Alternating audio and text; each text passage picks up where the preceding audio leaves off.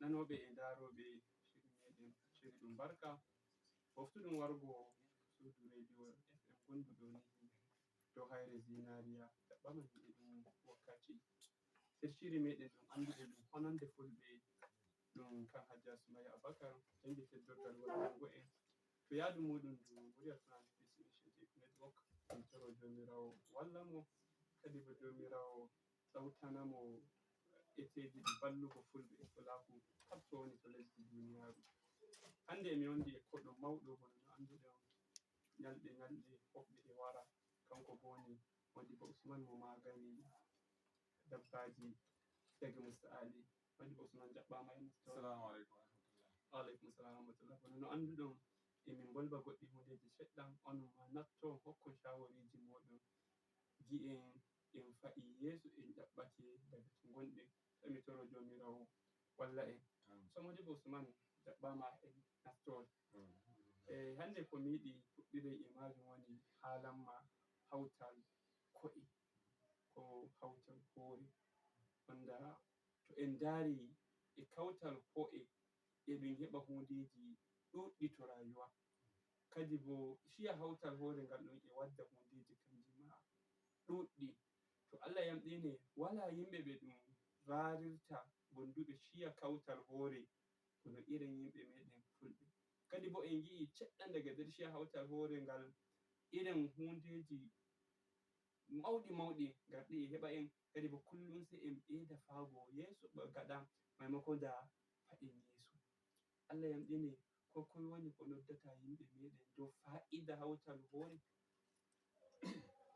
أعوذ بالله من الشيطان الرجيم بسم الله الرحمن الرحيم والصلاة والسلام على سيدنا محمد وبعد.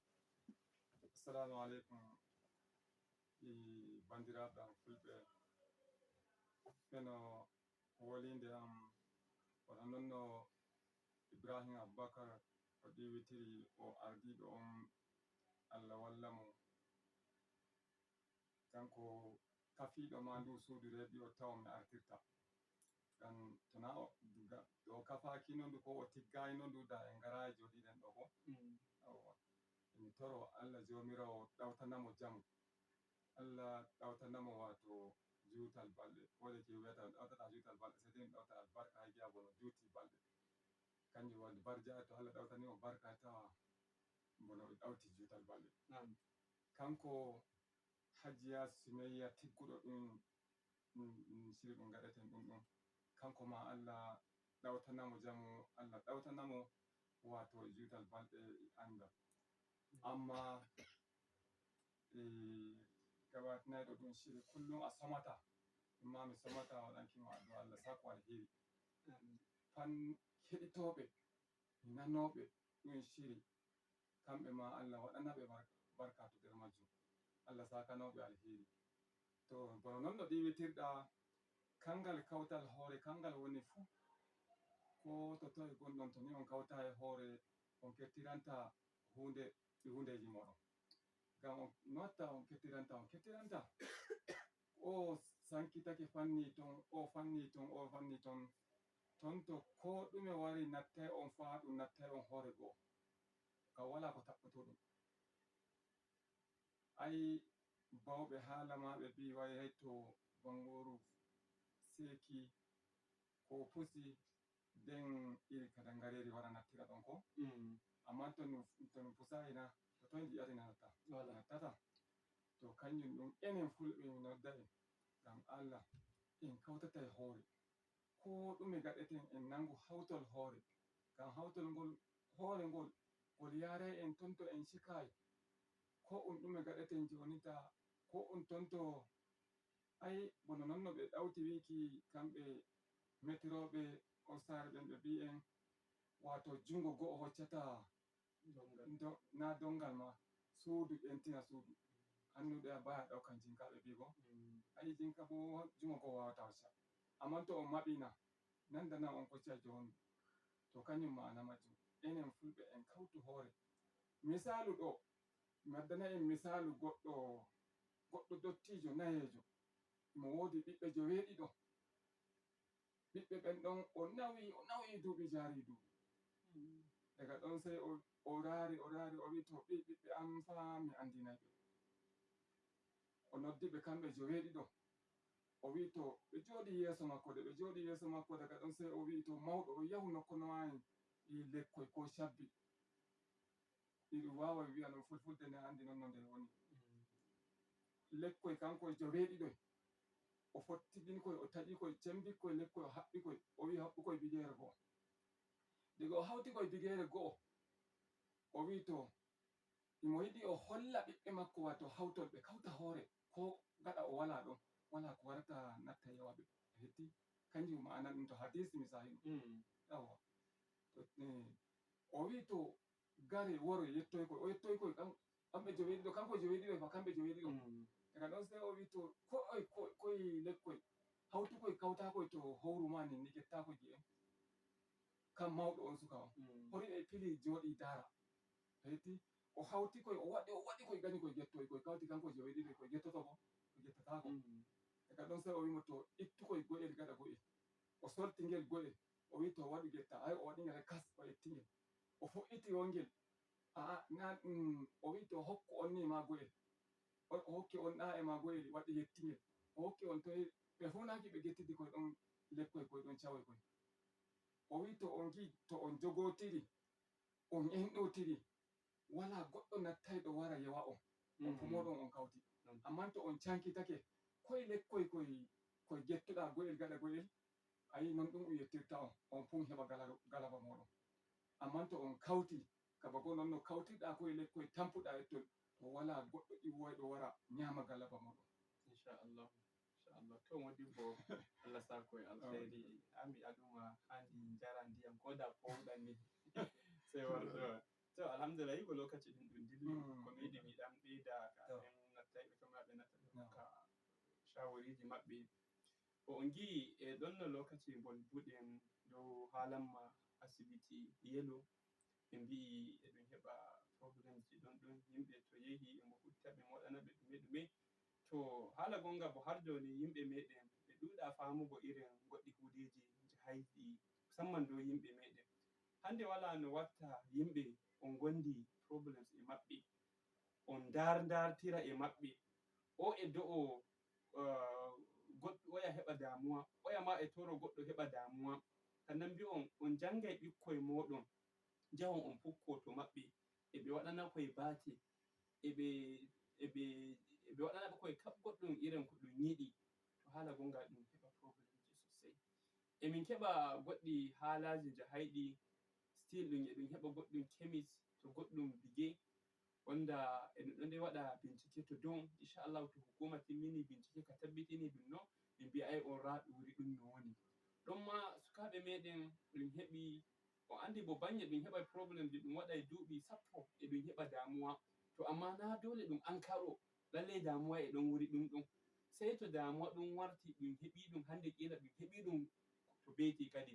ɗum heɓi goɗɗum kemis ɗon ma ɗum kemis do goɗɗo hanko ma suka yarama tufama no tufira non fiwli yani ko hewta jange yaari asibiti ma mo laatake e ɗum jooɗi jonde nde ɗum mbiyata nde zaman makoki balɗe goo hakkunde e nyalde oya mayi to kemis ɗum ɗon goɗɗo kanum ma yahi kemis ɗum waɗimo batal no mo waɗa batal ngal ɗon mo yani nder suudu kemis ɗon mo maayi to gi haala gonga yimɓe meɗen handi ɓe jooɗo ɓe faama hundeji fa no yahirta to nder lesdi en wondi fa handiɓe maɓɓita fa asibitiji e kemisji ɗiɗo to amma lafiji ɗumen mi hokkiɗi dow yimɓe ɗiɗo toye shahuɓe toye gonduɓe ilmu irin hundeji ɗi nder yimɓe meɗen an a heɓoyi ilmu maɗa a joɗake a wanyi gara anguware moɗon maɓɓita kemisel ko asibiti an iya lissafi ngatta ta maɓɓitima ɗum nawa keɓata ta maɓɓitima ɗum waray ɗum jaɓa nyamale ta maɓɓitima a heɓai probléme ji ɗuɗɗi to hande toye ilmu maɗa woni yimɓe maɗa eɓe jaha banye ɓe baroyi eɓe wartowa ko bo mbaraɗo kan na wartoyta to hala gonga shahuɓe nder yimɓe men ɓe ummo ɓe daro ɓe ndara ne ɓe waddanta anguware maɓɓe goɗɗum maslaha dow irin fiji ɗiɗo ɗiɗaɓum laifi ɗiɗaɓum woni dow kamɓe yimɓe meɗen musamman ɓe keɓayi jangirde ko bo mo jinya to ummanake ɗum bani Allah en ene Modibbo a tawai ra kemisiyel pullo, ra kemisiyel na ɗum pullo na ma ɗum julɗo, amma goɗɗo pullo on dow mo yaha asibiti ko kemisiyel pullo wallahi gara mo yahi ɗum ɓalejo, ɓe ko mo rarata waynihi shede e ɗuɗi e mo waɗani shede seɗɗa pal, to amma to mo yahi asibiti ɗuma ko kemis ɗuma bo ɗum waɗanai mo shede seɗɗa. To te amfani ɗum jaɓanima shede seɗɗan ɗum waranima suka maɗa, ko bo ɗum waɗanima gongu nyawu kila sai ɗo e duɓi sappo o hewta nyawu ngun ɗon o ɓangata ɓandu mako. To hala gonga enen ma en umma gaɗen ka waɗugo kishi e ɓe meɗen, mo mafa mo ma wonta ɗon ko ne o wondiri sada mo mafa mo ma wonta ɗon. Hala gonga en umma daren fiji ɗiɗo darol ngol maɓɓiten gite meɗen tsab anden fa ko yahata bo joɗoɗen daren. To na non fa to jonta kam konu kam fa duniyaru e ɓeyda maɓɓitago e dilla fa konu ngun fa e ngu waylo fa. Denno zamanu sabo ko moye andi no ɗum woniri har ɗum dilli har ɗum wari irin zamanuji ɗiɗo, amma to dari konu ngun kullum ngu wayloto ngu wayloto ngu wayloto ngu. Denno konu zamanu konu on ɗon ngu ilmu, ɓe ilmu gonduɓe ilimi nder meɗen ɓe joɗoke ɓe warti bo ɓe walana ilimi, kamɓe ɓe walana ilimi en kamɓe ma ko ko wanni ɓe. To hala gonga en umma daroɗen, ayi asibitiyel maɓɓetama nder anguwaje meɗen, asibitiyel wonda na ɗum mo meɗen wonta ɗon, amma a towai daga galan galan ho o fuɗɗirta asibitiyel ngel ɗon mo wara mo maha cudel gotel har mo wara mo maha asibitiya manga nder anguwaje men, ko fu ɗum sukaɓe meɗen kamɓe ngoni jahayɓe ɓe jaɓa shede maɓɓe eɓe jinyoɓe ɗuɗɗum. Hala gonga en jango mataki bo irin hundeji ɗiɗo. Allah sudda asiri, Allah kadi bo jonnana en bikeji men jam, waɗa kadi ɓe famayi ɓe fama ra noddoji fuɗɗoyi nattugo ha mi janga ha ɗo ɗuɗɗam. Na'am, salamu alaikum. Salamu alaikum. Na'am, Allah rene. To Modibbo Yahuza ko woni shawari maɗa? To emin nanma. To Allah yettama. Non.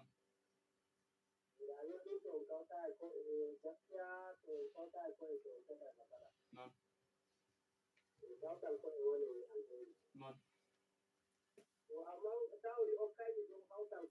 Non.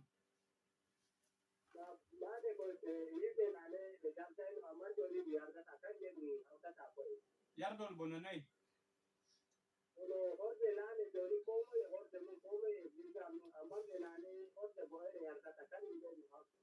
Ɗum non ɗum.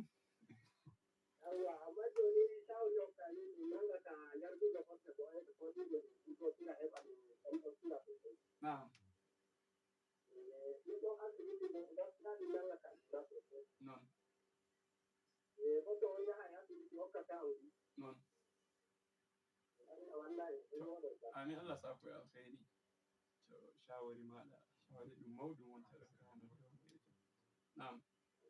Assalamu alaikum. Wa alaikum assalam. Jam Allah yettama mawɗo. To Allah yettama jam jam. Na'am Modibbo daga Zaburi jaɓɓama e nastore. Amin amin. Non. Non. Sede radio maɗa fa e haade ma kadi. Na'am. Yawwa woɗi. Eh. Non.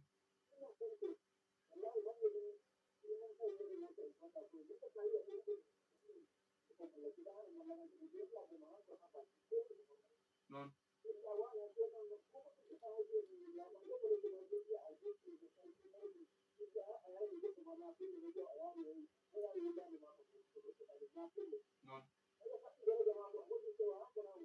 Non.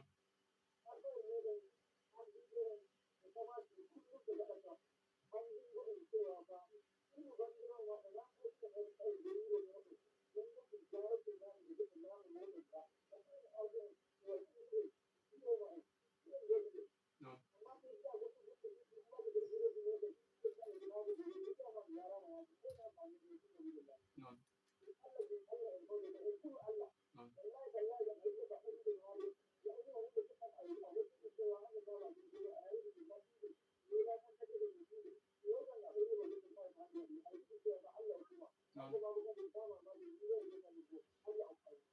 to min getti sosai.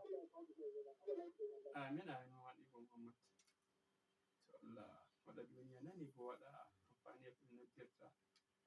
Na'am. Assalamu alaikum. To dilli kanko ma noddo mo yeso. Assalamu alaikum. Assalamu alaikum. To wodi mo ɓeɗa wato goɗɗum haɗa. Koye ɗon haala ko bolbata to gon ka karshe yekki lokaci meɗen maɗen. Wato ala ka mbi'aymi bana nonno gonɗa e arande nodduɗo on ɗon o wi ɗum nanga hawtuki yara bigere goo ɗum ɗon wala laifi to en dari jomirawo wi'en ay la junaha alaykum ko an ta'akulu jami'an aw ashtata ko wala laifi kawton jaron ko jaron fere fere ɗum ɗon kanjum joni enen fulfulde men nden ma andi nden ma kayre daɗɗo urunno ko to joni de daɗɗo wala kanjum ɗon hollata daɗɗo gonɗon gon kañum ko wala joni ko waddingo ay on siya kawtal hoore ngal on siya bo fulfulde waddi ɗum joni fulfulde nden lesdi kanjum waɗi giɗa daɗɗo gonɗon ko wala leydi ɗum ay Allah sako amma jomirawo wiɗen ko en yanday fu ko a ñamana an tan fu ɗum ɗon ɗum wala ay ɗum ɗon fu ɗum haɗaki may mi toro bandiraɓe fulɓe ko hawta hawre gaba go'o en ɗotira. Assalamu aleykum wa rahmatullah. Na'am. Assalamu alaikum wa rahmatullah. Wa alaikum assalam wa rahmatullah. Allah ya yi jam. Jam talawo. Allah yau kan babu yadda ba ai bulbulle ne don kai da bulbata hanji. Ai karawa za ka yi. To godiya muke wala murtala. Amin amin amin. To yana amsawa. kamata mu a cikin al'umma ya kamata kullum ya zama muna da haɗin kai ta kowanne ɓangare. Haka ne. Kaga yawanci za ka samu yanzu a unguwanni za ka ga irin su sai da kuma ana haka. a san ya karatun abin yake ba. Haka. Muna bayanan fara bada magani da allurai da sauran. Irin wannan za ka ga muna ana tarasa al'umma ana tarasa rayuwar mutane. Sosai ma sosai ma. Wai kaddara ne dama haka Allah ya so. Allah ya so ko da muna kai da kanmu muna zuwa na kai da kanmu da kanmu. Haka ne. Wannan haka ya kamata in za mu je mu dinga bincike mu ga wannan ya kware anguwa ma da hadin kai yin cikin anguwan aka ga bakon wani likita ko wani abu ya zuwa ka a bincike shi a bincike takardun shi da matakin karatun su ne shi ne zai karatu wannan likitanci ba wai haka kawai a kara da wani labarin mutum yana zuwa yana ba mutane allura da sun magani ba. Suka ga ai ana karanta mutane kuma kawai yin mutum bai haka Allah ya ba. Sosai ma sosai ma sosai ma. Ya kamata a kowace bangare a kuma mu dinga haɗa kanmu. Saboda wani lokacin an ɗan fara ɗaukar matakin da wata yana zuwa ana ma mutum mutum. Haka ne. Kuma mu bari ana kashe mutane a banza a wuce. Haka ne. Ya kamata mu dace hankalin mu al'umma ko ina muka ga bakon kuka ko na abu zai buɗe. Haka ne. Malam Murtala Allah ya saka da akai shawari Malam Murtala wallahi da shawari maudun wanda. Ande last to angwaje me din makaranta chemist ko asibiti hala gonga in gidi ko in gida tuni gonga fan gidde e bo irre to wallahi ngaden bincike ko aibo wala ko reno to mabo makaranta to makaranta don dum okkata tarbiya su dum okkadi suka ma tarbiya nyoldum to makaranta har gettina zamanu ma wallahi tarbiya non dum bursa ko to bore mako asibiti don e kemi don wadanta suka ma illa har mo yettina rayuwa mako illa don don to bawo mako to amma hande bo ko moy sai to min mi yarata suka amma makaranta don ko min mi yarata suka an asibiti don ko kemi don jaro kan wai yara an sai kada ka harka ma a matsayin ma wai an dun an di so ko hebi waya amma a dadaka Allah su da asiri da mutum mu yeso na'am wa alaikum assalam amin amin mawdo don moy to mo di ko ni shawari mada ya shawari an ko dun tankara hannu an gatu da hannu magana a kauce wato mun ma mu da inda dai yawanci duniya ga gogo na'am amma committee dai ga to hannu ne Allah ya kauce wato an ci horin da inda duri hauki wuro an kauce an kauta ko ita ma da an kauta ne an da kakwai wata shawar ko a fito musamman ardo'in gonɗo mawɗo to ɗan metayɓe nana haani ɓe daro nanga hawtuki andita ɗuuɗo musamman miji ɗon ɗuuɗiɗa ɗum ɓe gatta ko ɓurdi e mum hamɓe nder sati nder biyu uku bani akasari a tawai ɗuuɗo waɗa miji denen ɓe banni tagga dungu duuɓi ɗiɗi ma a tawata to mawɓe hawtata e ɗuuɗo ɗum meta ɗum ɗum waddai banni sankutuki ko amma to ɗuuɗo o waddai damuwa mum ɗonni ma waddai damuwa mum ai to wodi ko moƴƴini woni fu hawtai moƴƴina Allah sakanowo alheri amin Allah binda baraji lokaci ɗum dai dilloyra noddowo kadi nam assalamu aleykum Assalamu alaikum warahmatullah. aleykum salam Yawwa barkan ku da aiki. aha barka da shigowa to dai kam na mo dilli sera noddowo de mo karshe inchallah assalamu aleykum jam Allah rene ɗum moy jam kala bo aha momi woldata to modibo adam ko woni shawari maɗa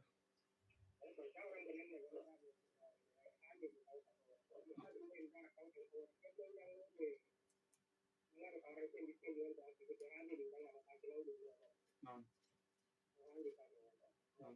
to amin min setti mawɗum to haala gonga hono no goɗɗo modibo wi'i to warta kawtal meɗen warta a yi'ata goɗɗo ardiɗo noddi ko en joɗake sey to en fini en toyi gonde hunde yolnde ko kallunde handi wakkati zuwa wakkati fuu ɗum nodday jonde ko to wuro ko to anguware ko to ma kabto gonɗon ɗum wiya hande eɗum yiɗi ɗum jooɗo ɗum rara goɗɗe eteji ɗi ɗum tokkata ɗum hawta hoore ko ɓeye amma haala gonga ɓe joddiɗe en fa ɓe ɓuri en kanɗo kamɓe ayɓe bono no o wi'i jonde ɓe waɗay jonde ɗunde to amma enen bo hande ta yi'i ɗum hawti ɗum jooɗoto to har ɓe kai har hukuma ma banni ma wi kai jonde koye ɗum waɗi ene joni en joɗatako ko moye kawai ɗum ali ɗum ta fini a toyi hoorema nder goɗɗum probléme ɗum alidima e majum an yiitu kawai no gatta ɓurtoɗa jango oya kanum ma to ɗum heɓi ɗum kanum ma yitan no watta haala gonga ɗum yarata en mi toro jomirawo walla en Allah ɗin woni bo mi wartoy dow maɗa koni haala maɗa karshe haala nanga karshe bono non no mbiɗon non ɗum no mbiɗa o wi rigakafi ɓuri magani bo on non ɗum to hunde ɗum iri ɗum fe'ake nini to ɗum rara ɗum jooɗo to on alama goɗɗum fuɗɗiti fe'ake ay o wi alwigatu hayrun minal ilajati bo rigakafi yahi magani bawɗe alaka bo to a yi kanjum mbiyami to ɗum jooɗo ɗum rara o yiya hunde ton alama hunde ma waɗi tawden non waɗata kami ɗen woni no to Allah binda bawaji mi hinna kan mai anguwajo mayni isa waziri emi hinna nanoɓe en kullum waɗi bo hashim fayamtu emi hinna zubairu emi hinna muhammad saud har goɗɗo mo mi inna inde muɗum fu ɗum emi hinna mo e to jomirawo yaadi